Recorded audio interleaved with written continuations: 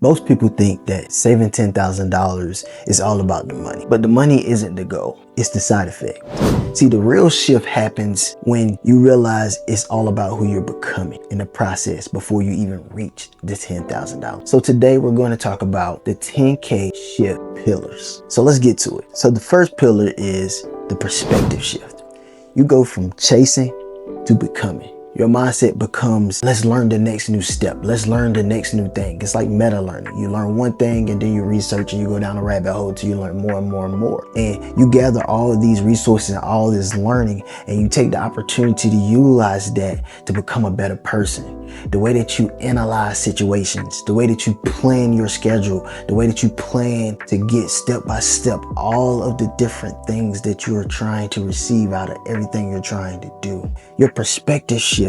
Hey, I have to save $10,000, so I need to set up a budget. I need to see and become aware of how I spend. Before I change how I spend, I need to know who I am as a spender. Take that as a perspective shift. Now, the second pillar is emotional discipline. This is very important. You go from, hey, so-and-so, I want to go out and we're going to go over here, we're going to eat over here, and we're going to use this, and we're going to do all of these different random acts. You have to learn how to say no and not feel bad about it or feel guilty or spend out of guilt. You have to learn how to go through the process of emotional turmoil. You have to let some things go. You have to subtract some things out your life, some people, some events, some things like that. You're going to have to take the time to really vet your life, but you're going to have to take that time to get very spiritual, meditate, get alone. You got to do some different things to get some different results, because that's what it's all about. So the third pillar is systems. You're going to implement some systems when you're starting to budget and become aware of who you are and how you spend, the way that you go about different events and situations that you subtracted and added, and now you've multiplied, and now you're able to divide with your loved ones and the people that you care about. You have some systems in place that reduces the burnout. You're not just thinking, hey, I need to just save 10,000. You're like, hey, I need a savings pace.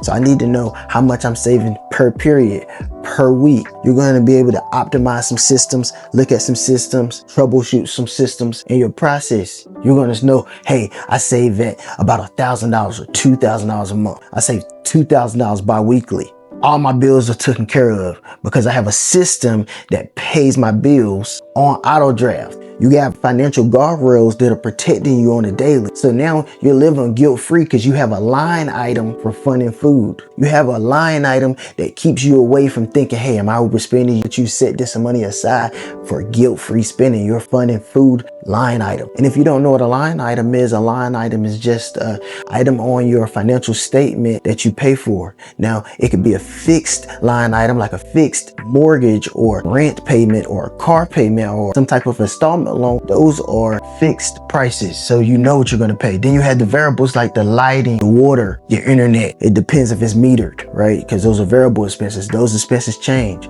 But you want that as a line item so that you can live guilt-free. You can do what you want to do, but you can do it in the constraints of I don't like to call it a budget. I like to call it an allocation system, because every dollar, every cent should have its place. The fourth and the final pillar is maybe arguably most impactful and the most valuable to you. The conviction and the confidence you build in the process of going through all of this, from building a system, from taking that perspective shift, changing your mind, fighting demons, going through the mental turmoil, the emotional turmoil that you're going to receive to go through that 10,000, because you might come all the way up to 5,000, then you have a $2,000 emergency. Now that's a twofold way to look at that, right?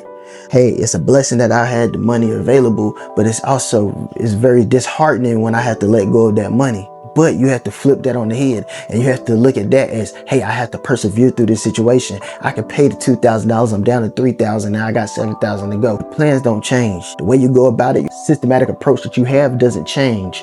The other things in life can be, like we talked about earlier, variables, but you have to stay fixed and grounded and rooted into your plan. Even when things don't go as planned, you have to stick to the plan, because that's what it's all about. If you stick to the plan long enough, strong enough, you'll get to what you're trying to get. You'll receive the results that you're trying to get.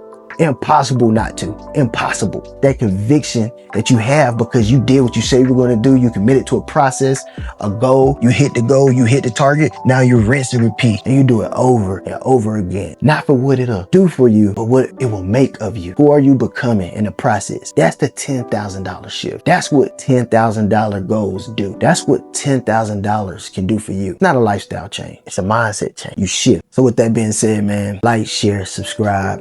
Share this with your loved ones. Share this with someone that you think that this can help. We're just trying to get out and spread the message, and we want to spread positivity. Peace and love always.